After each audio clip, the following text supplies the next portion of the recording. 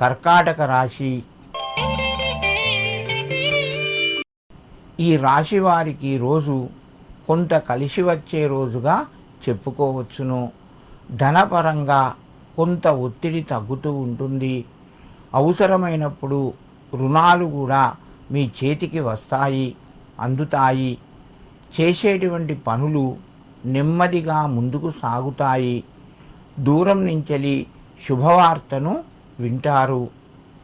ఇంటి లోపల కొంత కలిసి వస్తుంది. పిల్లలకు సంబంధించినటువంటి విషయము శుభవార్తను వారి ద్వారా మీరు వింటారు. కర్కాటక రాశివారు ఈరోజు లక్ష్మీదేవికి ఆవు నెయ్యితోని దీపం పెట్టి ఓం శ్రీ మహాలక్ష్మీ నమః అని చదువుకొని 11 సార్లు పఠించి నమస్కరించి మీ పనులు ప్రారంభించండి. మీకు మరింత శుభయోగం కలుగుతూ ఉంటుంది. సింహరాశి. ఈ రాశి వారికి రోజు కొంత కలిసి వస్తున్నట్టుగా చెప్పుకోవచ్చును. ధనపరంగా మీకు సమయానికి డబ్బు చేతికి వస్తుంది. నూతన ప్రయత్నాలు ప్రారంభిస్తారు. వ్యాపార రంగంలో ఉన్నవారికి కొంత అనుకూలంగా ఉంటుంది. శుభ కార్యక్రమాల లోపల పాల్గొంటారు. ముఖ్యంగా స్థిరాస్తులకు సంబంధించిన నిర్ణయాలు ఈరోజు మీ ముందుకు వస్తాయి. ఆలోచించి నిర్ణయం తీసుకోండి. మీకు మేలు జరుగుతూ ఉంటుంది.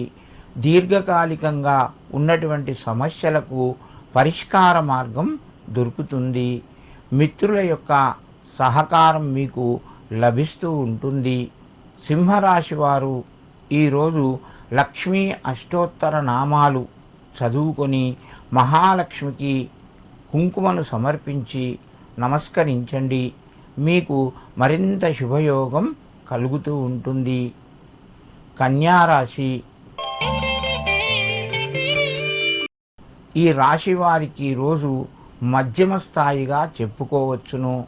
శుభ కార్యక్రమాల లోపల పాల్గొంటారు. దైవ సేవలో పాల్గొంటారు. దేవాలయాలు సందర్శిస్తారు. మీకు రావలసినటువంటి ధనపరంగా కొంత ఆలస్యం జరుగుతూ ఉంటుంది. ఉద్యోగస్తులకు అనుకూలంగా ఉంది. ఉద్యోగ ప్రయత్నాలు కొంత ముందుకు వెళ్తాయి. కుటుంబ సభ్యుల సహకారం మీకు ఉంటుంది. కన్యారాశి వారు ఈరోజు ఎవరికైనా ముత్తైదువకు గాజులు సమర్పించండి. మీకు మరింత శుభయోగం కలుగుతూ ఉంటుంది.